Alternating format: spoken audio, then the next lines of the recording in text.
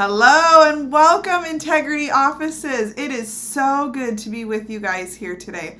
My name is Carolyn Wright. I'm a coach here at Integrity, and I could not wait to talk with you about one of the most important and impactful procedures that we have, and that is our advanced multiple scheduling. We're going to cover everything you need to know, from what is it to why it's the most important procedure and how do we do it and what's our role and all the questions in between. So let's dive in and kick off first with what is advanced multiple scheduling.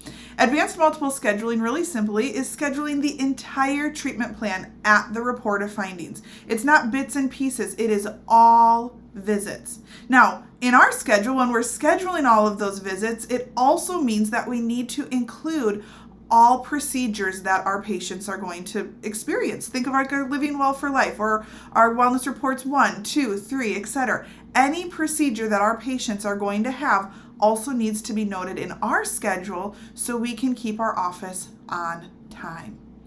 Advanced multiple scheduling now isn't just for those entering a treatment plan, it is for those also moving to wellness. So after our patients complete their treatment plan and they get that wellness report 3 and they are ready to move to wellness and we're celebrating with them, we want to make sure we're also scheduling them out for 1 year of wellness per the doctor's recommendation, whether they're coming in bi-weekly or every 4 weeks, whatever it is, we're going to schedule them out over the course of the next 12 months. And we re-up that. So after they complete their first 12 months, we're going to then re-up that advanced multiple schedule for the next 12 months. Okay? Now, why is this one of the most important integrity procedures? First and foremost, it keeps our patients committed to their whole care. Did you hear that? Right? That is so important. It keeps our patients committed to their whole care. Now, I want to give you this illustration to help demonstrate how this happens and why this is accomplished right at that report of findings appointment. You see, during that report of findings appointment, our doctor is going to make a recommendation. And in our example here, let's say it's 20 visits. If we're only scheduling out 5 or 10 visits because they don't know their schedule or something for whatever reason they share with us, as treatment starts to progress and they get further and further away from that report of findings appointment, they're going to start to forget what was recommended or how many visits have they done, how many are left. They're not going to be able to remember where they are at through that process. They're only going to be aware of what is on their schedule, which means their mindset simply could start to think, hey, I'm done or I'm almost done, but our mindset is saying, no, you're not. You're only halfway there, right? Because they start to forget what was recommended and where they're at through that process. As an illustration, I could not help but think of this situation that I experienced with my kids. You see, we live about an hour and a half away from the kids as grandparents, and we have taken that hour and a half trip hundreds and hundreds and hundreds of times.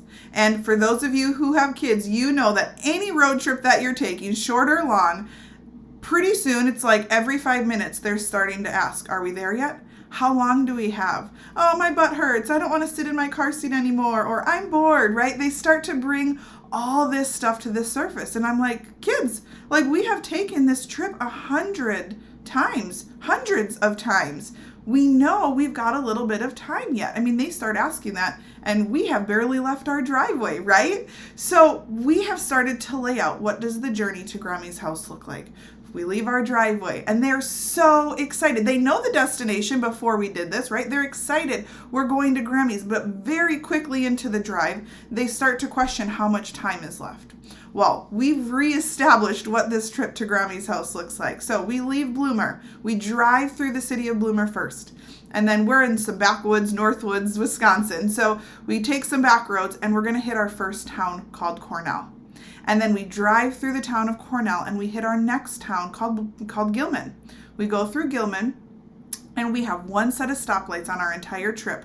And that set of stoplights means we are 5 minutes from Grammy's house. And it is like a party. It is a celebration in the car because my kids know when they see those stoplights, it means we're almost there. You see, this illustrates exactly what our patients experience. Before we were able to lay out, like, first it's Bloomer, and they think, okay, so now we just have Cornell and Gilman and the stoplights left. Okay, now we went through this. Now we just have Gilman and the stoplights left. They knew what to expect. They knew how much time was left and when we were almost at that finish line. Before we did this, we could have been in the car for 5 minutes or 50 minutes. And it's like, how much time is left? What do we have left? I'm bored. They didn't know when to expect to reach that finish line.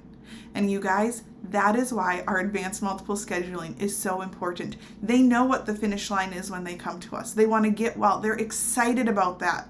But if we don't have it laid out for them, if we don't have it pre-scheduled for them, they start to wonder, well, how long is this going to take me? I feel like I've been doing this for a while. What's up? What's next? How do I know I'm getting to where I need to be? Because they can't see the end in sight. We have to make sure that all visits are pre-scheduled and they leave that report of findings with all 20 visits in place given to them. Okay? It is so, so important. Next, it establishes our appointments as priority. Okay? We live in a time of very, very busy lives and busy schedules, and it is so easy to lose track of what kid has this appointment or that appointment or this after school activity or this field trip. Or, for me, I'm thinking, man, this one needed money for a book fair this week. I needed to remember to send in a pumpkin. I needed to remember that it's the craft night. I mean, our lives are busy and there's so much noise and so much commotion around our schedules. We need to make sure that commotion, that noise does not drown out the importance of these visits. When somebody has something on their schedule and they say, hey, are you able to do this on Thursday evening? And they open up that schedule and they say, well, I have my chiropractor appointment at 3:00, so I could do it anytime after whatever, right? So it helps us to prioritize these appointments. Again, as a mom with kids now in school and all these different schedules, it's like, give me all the important dates the first day of school so I can put those into my schedule. Same thing when I was pregnant and expecting. I remember going in at my 8-week appointment saying, please give me all of the known appointments that you need me for. Put them all in the schedule. I want them all, preferably after work, which helped me prioritize and get the time that I wanted that fit best in my schedule. These appointments, these activities, they're important to us. Our chiropractic appointments should be, and we want them to be, important to our patients. And to help set that priority, to help set that importance, we need to make sure they are in their schedule. Okay? So first, it's important because it gathers the commitment to the whole plan. Next, when they've got that whole list of schedules, it establishes our appointments as priority. Third, patient recovery. I know we have the best intentions to be diligent with missed calls or patients who are canceling, but things happen. And this advanced multiple scheduling procedure can contribute to less drops. Because if you think about it, we have a safety net, right? We know that they've got a future visit on the schedule. So if for some reason, which we don't want to happen a lot, right? But some reason they slipped through the cracks and they didn't get that appointment rescheduled, we know that at the end of the day, they still have that next visit in place for us. So again, it allows for less drops, less recalls, less reactivations because we can gather and connect with that patient through this process.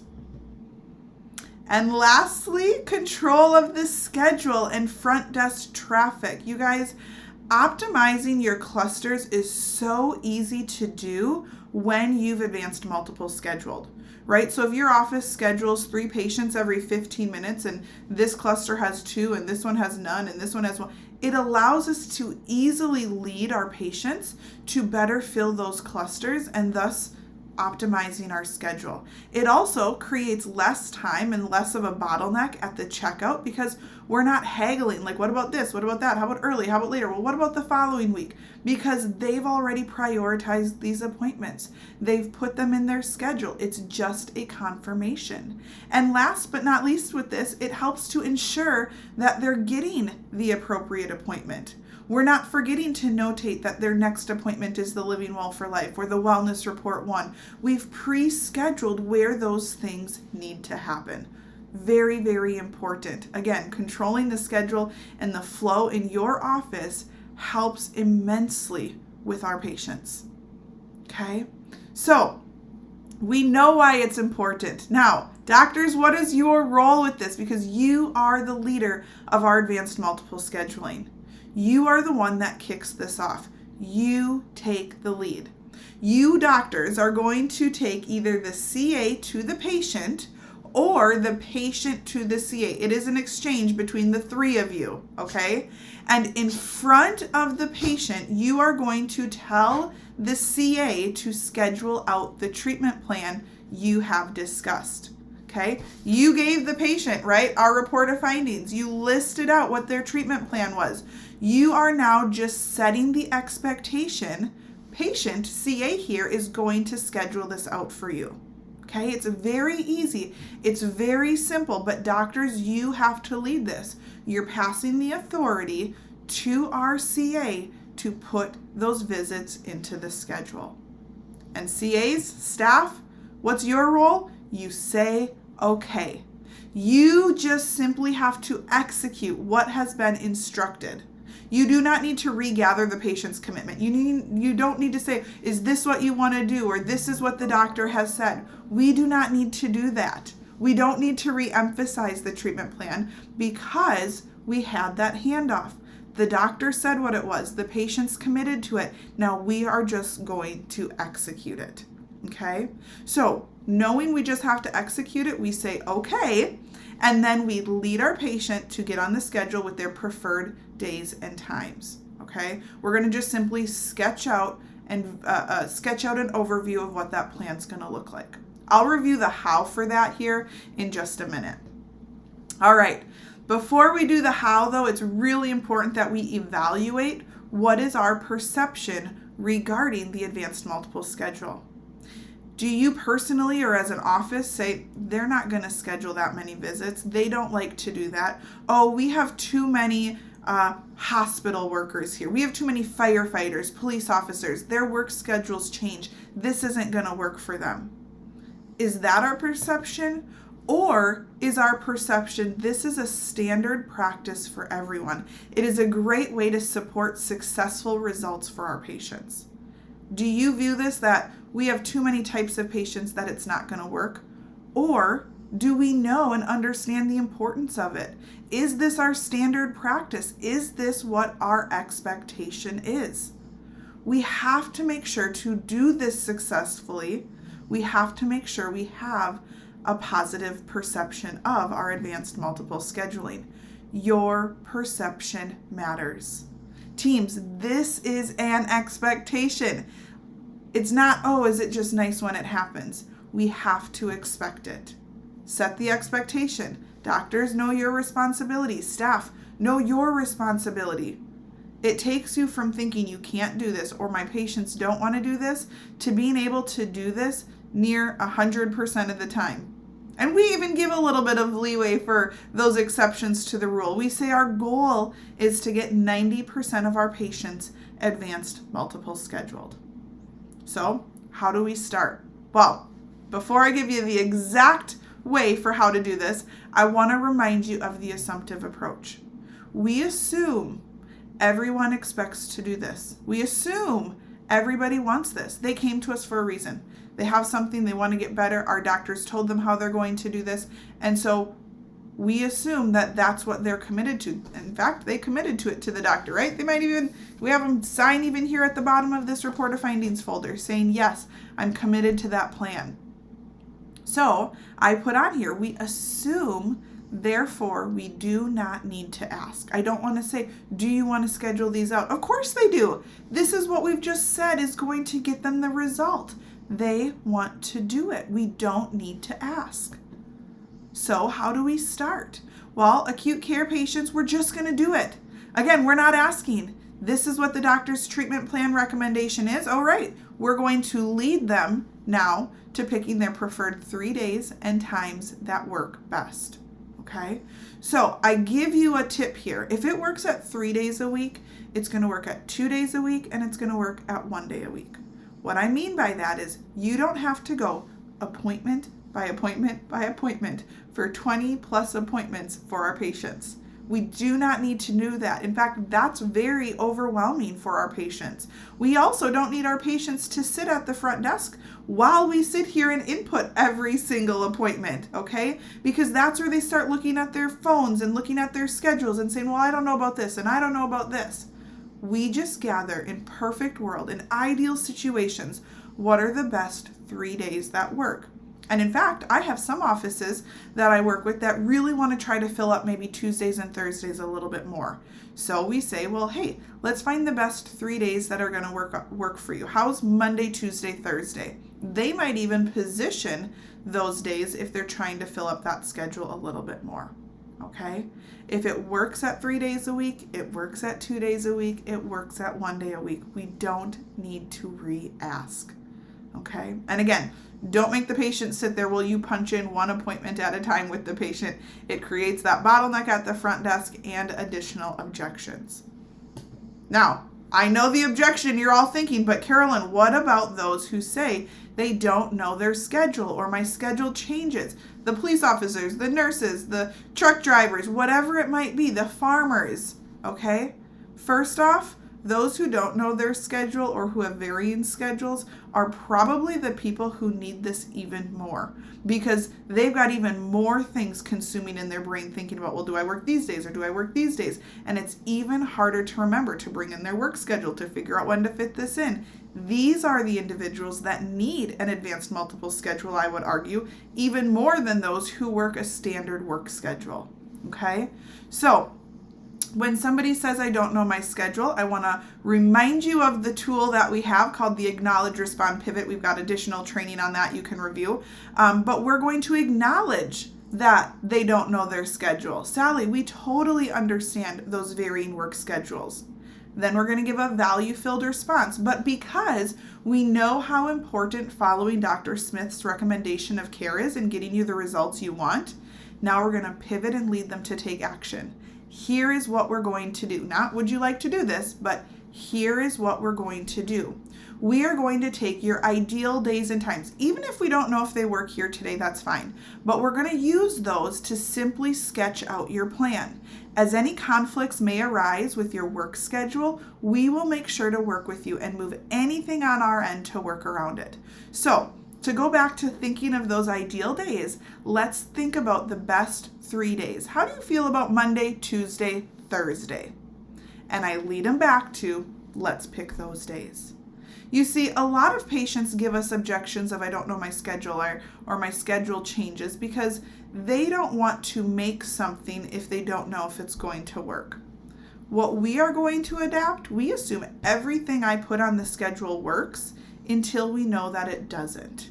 I am fine moving something, but not putting it on the schedule means they're not committed to it. Means they maybe have the intentions today that they're going to stick to that treatment plan, but in 5 or 10 visits from now, they're starting to forget about what that treatment plan was and where they're at, and they're maybe starting to lose sight of that finish line. We make sure they leave with all visits on the schedule, okay? So, next up, how do we do this with wellness care, right? Acute care is easy. It's all new patients moving forward. We're just doing it with them. Wellness patients looks a little bit different. You might say, hey, Carolyn, we have an office of 3, 4, 5, 800, whatever it might be, wellness patients, and we haven't been strong in this procedure. What do I do? Well, again, I want to give you a quick reminder, that assumptive approach. We assume everyone expects this, we assume everybody wants it, and therefore we do not need to ask. Team, if you have 800 wellness visits a month, and I were to say how many are on the month of January, and you tell me that there are 30, 40, 50, right? A very low percentage compared to what we're seeing. Here's what I know. I don't need to ask. If you're seeing 800 wellness visits a month, your patients want to come in every single month for wellness. I don't need to ask if they want to come in every month. They're showing me that they do, right? So it's safe to assume if they've been coming in for the last 2, 3, 4, 5, whatever plus months, they want to continue that journey, okay? So we're going to think of this in 2 phases with our wellness patients, right? Because these are existing patients. These aren't new. So the first step we want to do is identify how many wellness patients and visits do we have. So let's say our baseline is 800, all right? Now, what did I just say? If they've been coming in, we can assume they want to continue coming in. So the first phase of doing this is sitting down and scheduling out their visits. You don't even necessarily have to tell them yet. That's going to come in here in phase 2. But the first step is just doing it. So look at your schedule for this afternoon. What wellness patients are on that schedule? Are they scheduled out? Yes or no? If not, go ahead and schedule them out. And in fact, I would right now today, if I were doing this, I would get everybody scheduled out through December of 2025. Why would I do that? Very simple and easy. I know that baseline of 800 people, I can feel confident that every single one of them has all of their necessary visits that they need for 2025. Well, Carolyn, what happens if they get reheard and they need to go back into a treatment plan? Well, that's fine. Then we can move them back into that treatment plan. Okay? I'm not worried about the what ifs. We're going to just sit down, whether you want to do all the patients today, or, today you're going to do who's on the schedule tomorrow, or I have offices just have one person sit down and say, hey, go AMS all wellness patients. Okay? And they're like, well, what about the people I know that they won't like that? Again, our goal is 90%. If I have 800 wellness patients and 50 people were to balk back at me about it, and let's even say they were mad about it, you guys, I have 750 who are just fine doing it. And think about those wellness patients. If they were coming in month to month and they got sick one month and they missed that appointment, it really easily can turn into 2, 3, 4+ months without an appointment. How do I know that? Because I see offices every day doing recall reactivations over 6 months, and patients are ecstatic to get back in on the schedule. Well, how has it been 6 months since they fell off the schedule to begin with? Because they weren't already on the schedule, right? So it is so important for us to do. So wellness patients, figure out what that baseline number is for you.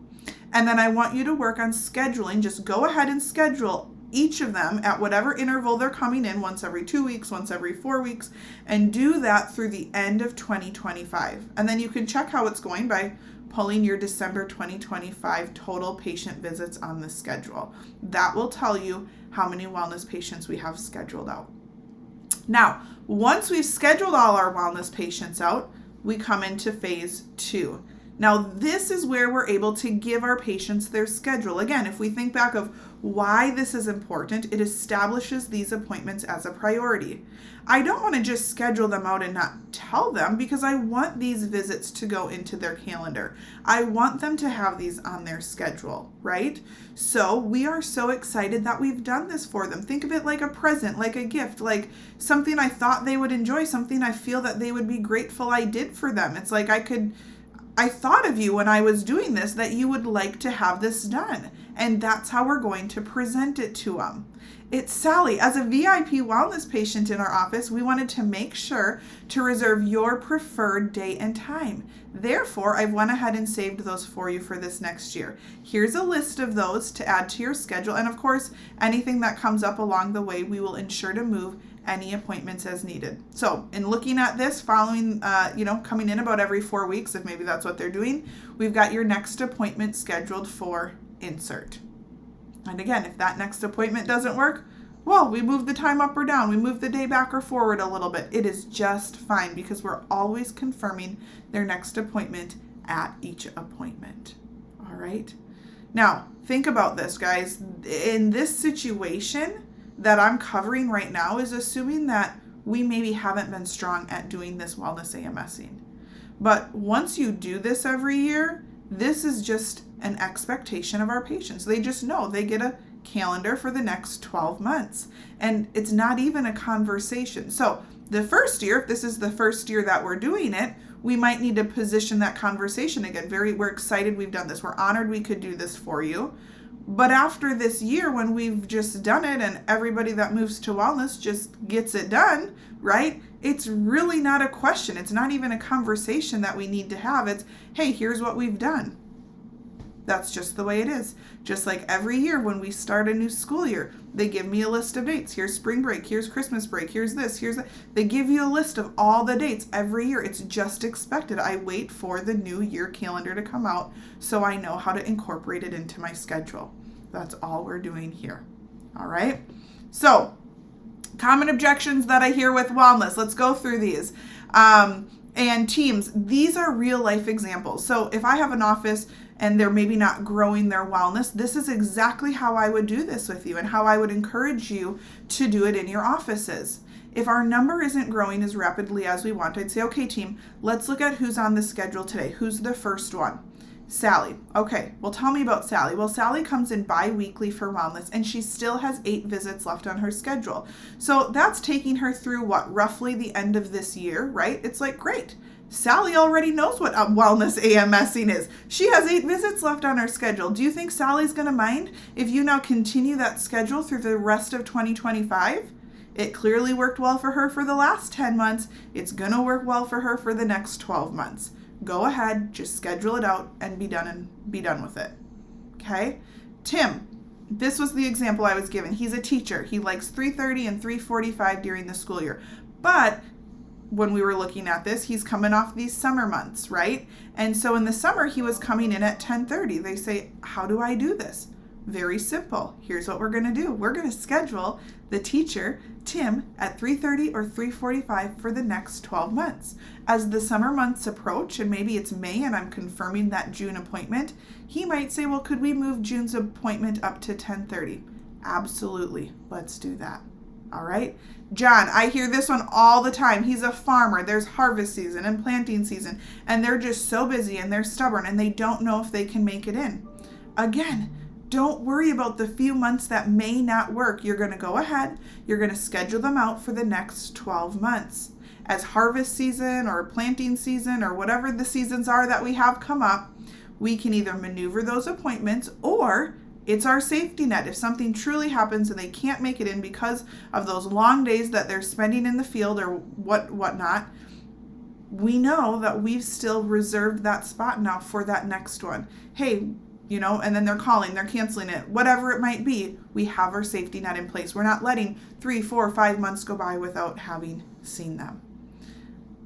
Wellness AMSing is so, so important, especially if your office is wondering why your wellness patients aren't growing, even though we're moving people to wellness every month. This is the very first spot that I would check, because for every person you're moving to wellness, you're having somebody fall off because they weren't advanced multiple scheduled.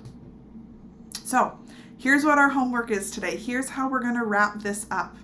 First, if you're wondering how is my office doing at advanced multiple scheduling, we're going to do these simple steps. The first one is I want you to say use the month of September, or we're almost done here with October. Use the month of October and look at how many reported findings were completed and how many of those were fully AMS'd. Again, our goal is 90%. So take a look at that. If we're not there or we're far off from that, we're going to have to set some action steps to growing that. Okay, how's our wellness advanced multiple scheduling? Well, I would probably go out and look at the month of January 2025. Some of our offices might have treatment plans already starting to trickle into the month of December. So in January 2025, run a report. How many patient visits do you have on your schedule?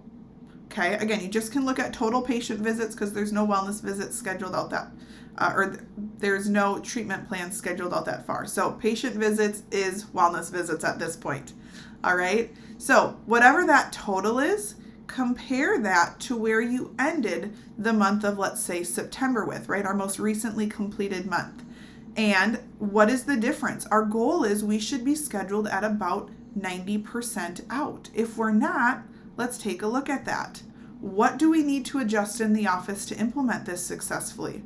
Is our acute care AMSing low? Do we need a better handoff staff? Are we maybe asking if they want to schedule this out and we need to change that verbiage? Maybe that's looking good, but our wellness visits, they're not getting AMS'd out. Why is that? Are we not doing, again, a good handoff for scheduling out 1 year of wellness? Do we just need to sit down, schedule it out, and do it and be done with it, right? We can set the action steps to changing this, but teams, This is one of the most important and impactful procedures we have here at Integrity. So making sure that we do this sets our priority to our patients in making sure they're completing those visits. It gets them committed to their whole care, and it helps reduce drops. It is a game changer in our offices, and I know that because I get to see it every single day in offices who weren't doing it, who have now implemented it successfully and continue to grow and hit records. And teams, I want that for every single one of you. So I want you to evaluate your advanced multiple scheduling. Look at it on the front end and look at it on the back end.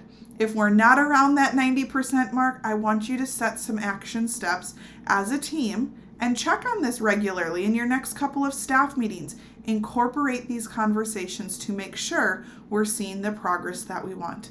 And of course, for our offices who have our team manager program, please take a look at this with your team manager. Let's make sure we're hitting those benchmarks.